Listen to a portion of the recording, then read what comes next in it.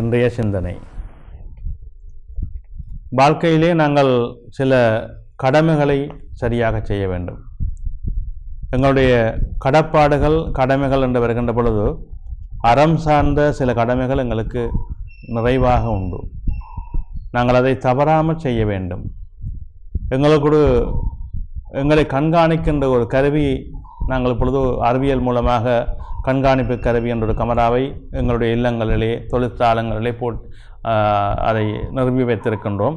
அதன் மூலம் என்ன நடக்கின்றதை நாங்களே பார்த்து கொள்கின்றோம். ஆனால் எங்களுக்கு மேலாக ஒரு கருவி இருக்கின்றது, இறைவன் என்கின்ற கண்காணிப்பு. அதிலே நாங்கள் யாரும் தப்ப முடியாது.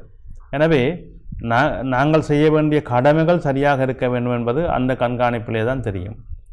எங்களுக்கான சட்டபூர்வமான இதயபூர்வமான எங்களுடைய மனச்சாட்சிக்குரிய தார்மீக கடமைகளை நாங்கள் தவறாமல் செய்ய வேண்டும். ஒரு பிள்ளையாக, ஒரு தந்தையாக, ஒரு மகனாக எங்களுக்கு பல கடமைகள் இருக்கின்றன. அதிலே மிக முக்கியமானது இந்த பிதிர் கடமைகள். பிதிர்களுக்கு செய்ய வேண்டிய கடமைகள் மிக முக்கியமானது. தாய் தந்தையுடைய சிரார்த்தங்களை நாங்கள் தவறாமல் செய்ய வேண்டும். அந்த திதிகளை நன்கு அறிந்து அந்த திதிகாலங்களிலே அவர்களுக்குரிய பிண்டங்களை இட்டு தர்ப்பணங்களை கொடுத்து அந்த ஆத்மாக்களை நாங்கள் திருப்திப்படுத்த வேண்டும். இதில் 2 கேள்விகள் உண்டு.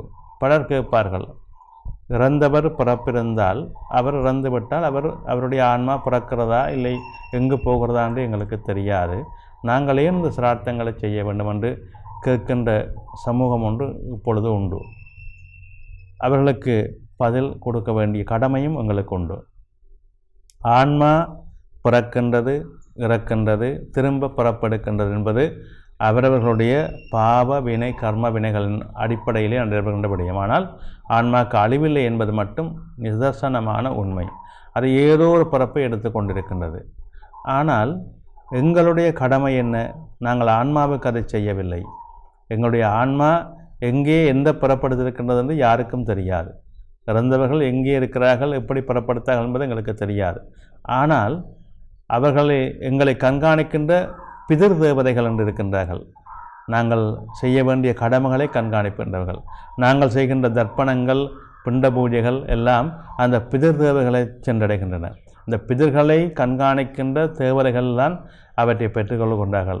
அவர்கள் அந்த ஆன்மா எந்த நிலையில் இருந்தாலும் அதற்கு அன்றைய தினத்திலே அதை சேர்த்து விடுகின்றார்கள். இதுதான் நடைமுறையான ஒரு விடயம். எனவே இந்த சிரார்த்தங்களை எங்களுடைய உயிருள்ள வரைக்கும் நாங்கள் செய்ய வேண்டும்.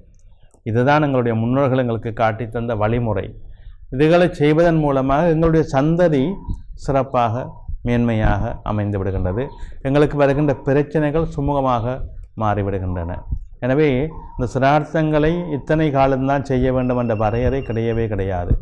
எங்களுடைய உயிருள்ளவரை, நாங்கள் திடகாத்திரமாக இருக்கிறவரை, எங்களால் முடிந்தவரை நாங்கள் அந்த சிரார்த்தங்களை, தாய் தந்தையருடைய சிரார்த்தங்களை சிரத்தையோடு செய்ய வேண்டும் என்பதிலே நாங்கள் ஒவ்வொருவரும் குறியாக இருக்க வேண்டும். அது எங்களுக்கு மிக உன்னதமான ஒரு தார்மீக கடமை. அதன் மூலமாகத்தான் நாங்கள் எங்களுடைய சந்ததிகளை, எங்களுடைய வரையறைகளை சிறப்பாக வழிநடாத்தி செல்லக்கூடிய வாய்ப்புகளை பெறுகின்றோம். இது நாங்கள் ஒவ்வொருவரும் மனதிலே கொள்ள வேண்டிய முக்கியமான விடயமாகும். பலர் சொல்லுவார்கள், எங்களுடைய கனவிலேயே தாய் தந்தையரை காணுகின்றோம். அந்த சிரார்த்தங்கள் நெருங்குகின்ற பொழுது அது கனவிலேயே அவர்கள் தோன்றுவதை பலர் சொல்லுவார்கள். இதெல்லாம் இயல்பான ஒன்று. என்றால் நாங்கள் செய்கின்ற கடமை சரியாக இருந்தால் அந்த ஆன்மா எந்த பிறவி எடுத்தாலும் ஏன் அவர்கள் எங்களுடைய கனவிலே வர வேண்டும்? அப்படியும் நாங்கள் சிந்தித்து பார்க்கலாம் தானே.